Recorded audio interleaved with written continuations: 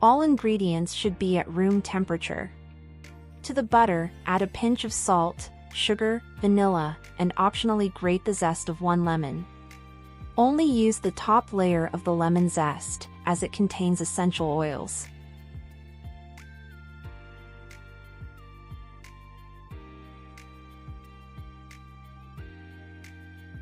Alternatively, you can use orange zest instead of lemon.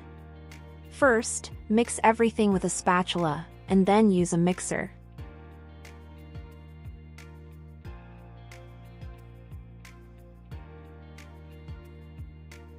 Beat for about 4 minutes until the butter lightens in color and becomes fluffy.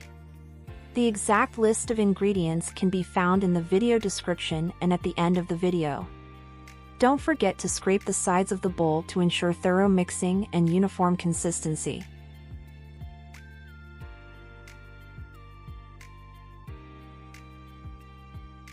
Next, add the eggs one by one, mixing thoroughly for about 40 seconds after each addition.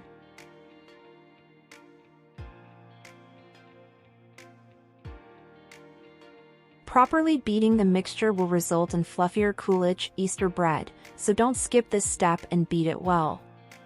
I've preheated the oven to 170 degrees Celsius 340 degrees Fahrenheit.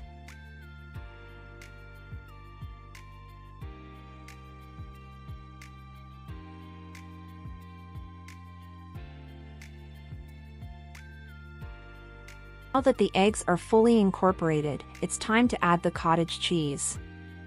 I'm using a higher fat cottage cheese for a tender texture. I add it in thirds and beat it well with the mixer. My cottage cheese almost completely breaks down with the whisk attachment, so I don't overmix it. However, if you prefer not to have any curds in your Coolidge, consider using a smoother cottage cheese or blending it beforehand. You can also add a little lemon juice if desired. In the final portion of cottage cheese, I add lemon juice and mix again. As an addition, I'm using raisins and candied fruit today.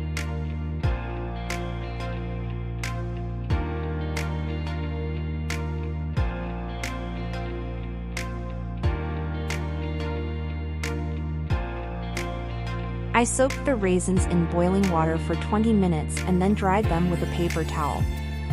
Feel free to use any dried fruits you like. Now mix everything well with a spatula.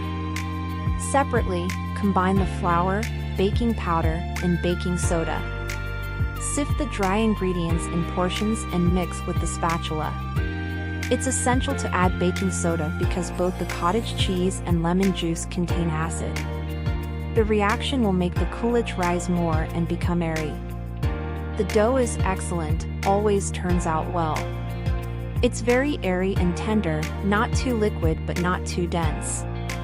This amount of dough is suitable for molds with a diameter of 9 centimeters, 3.5 inches, and a height of 9 centimeters, 3.5 inches.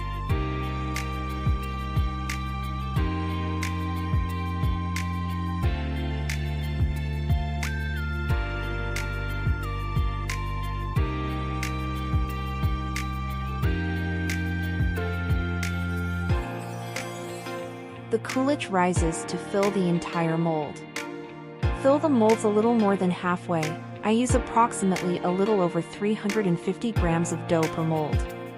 Since this is a cake-like dough, it will brown significantly on top in the oven and may crack.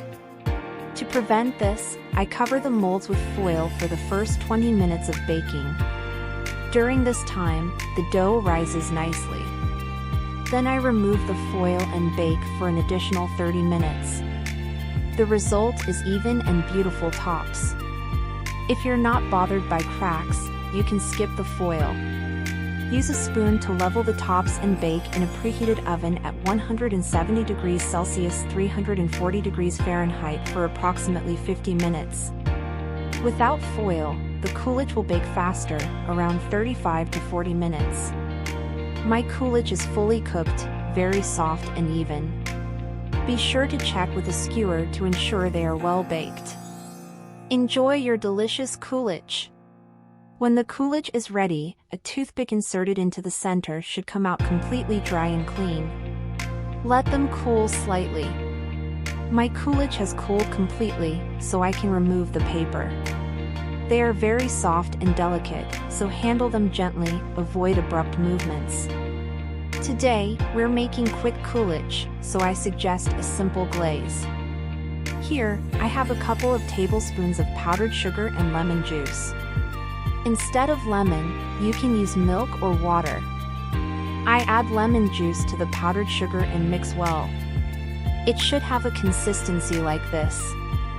I spread the glaze over the coolage and smooth it slightly with a spoon. Pay attention to the consistency, it should be similar to what I have here. If you add too much juice, the glaze will be too runny and translucent, spreading unevenly. On the other hand, if you add too little juice, the glaze will be too thick and difficult to spread. Try to achieve a similar texture. In some places, the glaze will naturally flow, creating a picturesque effect. You can decorate with anything you like. Today, I'm using meringue and decorative sprinkles.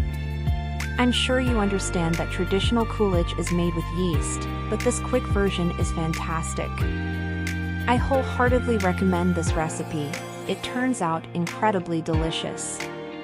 It's one of the most tender cottage cheese cakes I've ever made and tasted. The dough has a magical quality.